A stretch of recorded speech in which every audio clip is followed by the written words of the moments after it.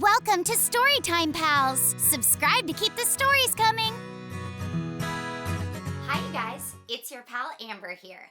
And today I'm going to read for you Dr. Seuss's Sleep Book. Ready? Okay.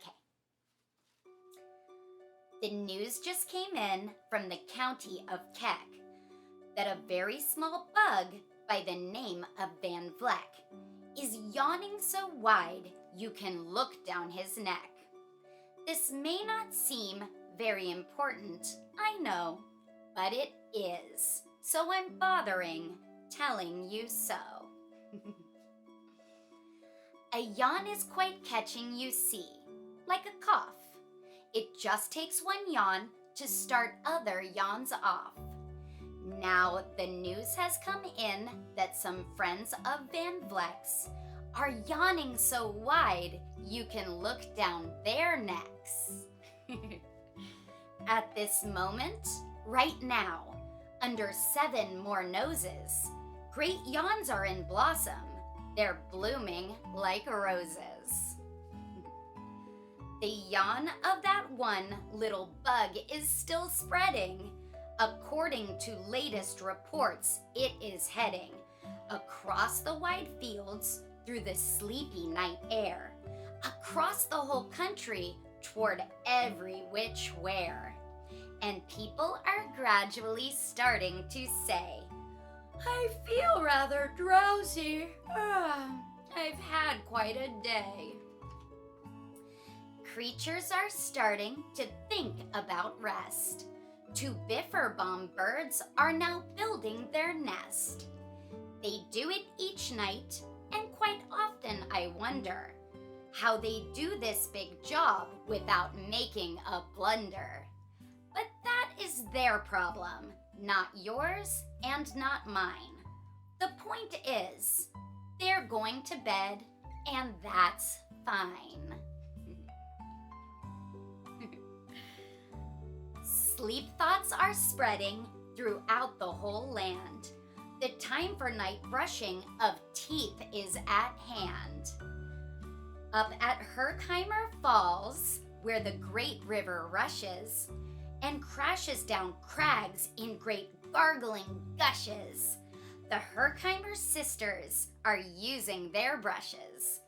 Those falls are just grand for toothbrushing beneath, if you happen to be up that way with your teeth. The news just came in from the castle of Krupp that the lights are all out and the drawbridge is up. And the old drawbridge drawer just said with a yawn, My drawbridge is drawn and it's going to stay drawn till the milkman delivers the milk about dawn. I'm going to bed now, so nobody better come round with a special delivery letter. The number of sleepers is steadily growing. Bed is where more and more people are going. In Culpeper Springs, in the Stiltwalkers' Hall, the Stiltwalkers' stilts are all stacked on the wall. The Stiltwalker walkers have called it a day. They're all tuckered out and they're snoozing away. This is very big news. It's important to know. And that's why I'm bothering telling you so. Way out in the west, in the town of Merced, the Hinklehorn Honking Club just went to bed. Every horn has been quietly hung on a hook for the night in its own private Hinklehorn nook. All this long, happy day, they've been honking about, and the Hinklehorn honkers have honked themselves out. But they'll wake up quite fresh in the morning, and then they'll start right in Hinklehorn honking again. Everywhere creatures are falling asleep. The the collapsible frink just collapsed in a heap. And by adding the frink to the others before, I am able to give you the Who's Asleep score. Right now, 40,404 creatures are happily, deeply in slumber. I think you'll agree, that's a whopping fine number. Counting up sleepers. Just how do we do it? Really quite simple. There's nothing much to it. We find out how many, we learn the amount. By an audio tally-o count. On a mountain halfway between Reno and Rome, we have a machine in a plexiglass dome, which listens and looks into everyone's home. And whenever it sees a new sleeper go flop, it jiggles and lets a new biggle ball drop. Our chap counts these balls as they plop in a cup, and that's how we know who is down and who's up. Do you talk in your sleep? It's a wonderful sport. And I have some news of this sport to report.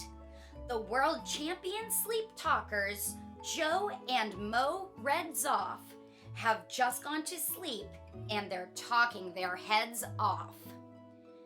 For 55 years now, each chattering brother has babbled and gabbled all night to the other. They've talked about laws and they've talked about gauze. They've talked about paws, and they've talked about flaws. They've talked quite a lot about old Santa Claus. And the reason I'm telling you this is because you should take up this sport. It's just fine for the jaws. Do you walk in your sleep? I just had a report of some interesting news of this popular sport. Near Finnegan Fen, there's a sleepwalking group, which not only walks, but it walks a la hoop. Every night they go miles. Why, they walk to such length. They have to keep eating to keep up their strength. So every so often, one puts down his hoop, stops hooping, and does some quick snooping for soup. That's why they are known as the Hoop Soup Snoop Group. Sleepwalking, too, are the curious crandalls, who sleepwalk on hills with assorted size candles. The crandalls walk nightly in slumbering peace, in spite of slight burns from the hot dripping grease. The crandalls wear candles because they walk far, and if they wake up, want to see where they are. Now the news has arrived from the Valley of Vale that a Chippendale mup has just bitten his tail, which he does every night before shutting his eyes. Such nipping sounds silly, but really, it's wise. He has no alarm clock, so this is the way. He makes sure that he'll wake up at the right time of day. His tail is so long, he won't feel any pain, till the nip makes the trip and gets up to his brain. In exactly 8 hours, the Chippendale mup will at last feel the bite and yell, "Ouch!" and wake up. A Mr. and Mrs. J. Carmichael Crocs have just gone to bed near the town of Fort Knox. And they, by the way, have the finest of clocks. I'm not at all sure that I quite understand just how the thing works with that one extra hand. But I do know this clock does one very slick trick. It doesn't tick-tock. How it goes is talk-tick. So, with ticks in its talker and talks in its ticker, it saves lots of time, and the sleepers sleep quicker. What a fine night for sleeping. From all that I hear, it's the best night for sleeping in many a year. They're even asleep in the Zwieback Motel, and people don't usually sleep there too well. The beds are like rocks, and as everyone knows, the sheets are too short. They won't cover your toes. So, if people are actually sleeping in there, it's a great night for sleeping. It must be the air. It's a great night for snores. I just had a report of some boys who are in tops in this musical sport. The snortiest snorers in all our fair land are Snorter McPhail and his Snore-a-Snort band. This band can snore Dixie and Old Swanee River, so loud it would make 40 elephants shiver. The loudest of all the boys is McPhail. He snores with his head in a 3-gallon pail. So they snore in a cave 20 miles out of town. If they snored closer in, they would snore the town down. Do you know who's asleep out in Funa Laguna? 2 very nice Funa Laguna baboona. We've added them into our Who's Asleep count, which has grown to a really amazing amount. Exactly 8,808,000 creatures are sleeping now. Isn't that great? A Jed is in bed, and the bed of a Jed is the softest of beds in the world, it is said. He makes it from pom-poms he grows on his head, and he's sleeping right now on the softest of fluff, completely exhausted from growing the stuff. The news has come in from the district of Doft that 2 oft are asleep, and they're sleeping aloft. And how are they able to sleep off the ground? I'll tell you. I weighed one last week, and I found that an oft is so light, he weighs -1 pound. A moose is asleep. He is dreaming of moose drinks. A goose is asleep. He is dreaming of goose drinks. That's well and good when a moose dreams of moose juice. And nothing goes wrong when a goose dreams of goose juice. But it isn't too good when a moose and a goose start dreaming they're drinking the other one's juice. Moose juice, not goose juice, is juice for a moose. And goose juice, not moose juice, is juice for a goose. So when a goose gets a mouthful of juice of mooses, and moose gets a mouthful of juice of gooses, they always fall out of their beds screaming screams. So, I'm warning you now, never drink in your dreams. Speaking of dreaming, I think you should note that the Bumble Tub Club is now dreaming afloat.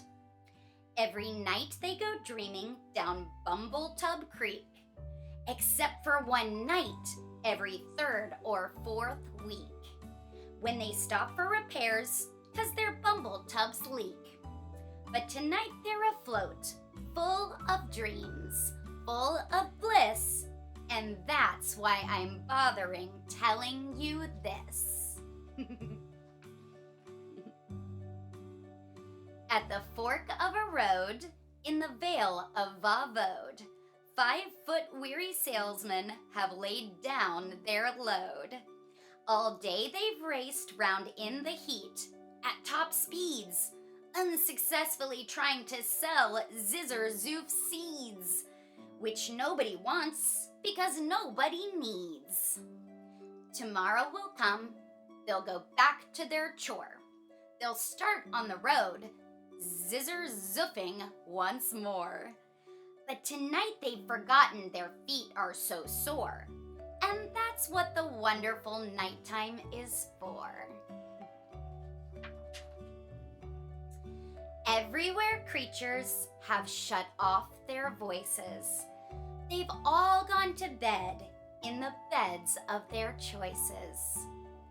They're sleeping in bushes, they're sleeping in crannies, some on their stomachs and some on their fannies. They're peacefully sleeping in comfortable holes, some even on soft-tufted barber shop poles. The number of sleepers is now past the millions. The number of sleepers is now in the billions.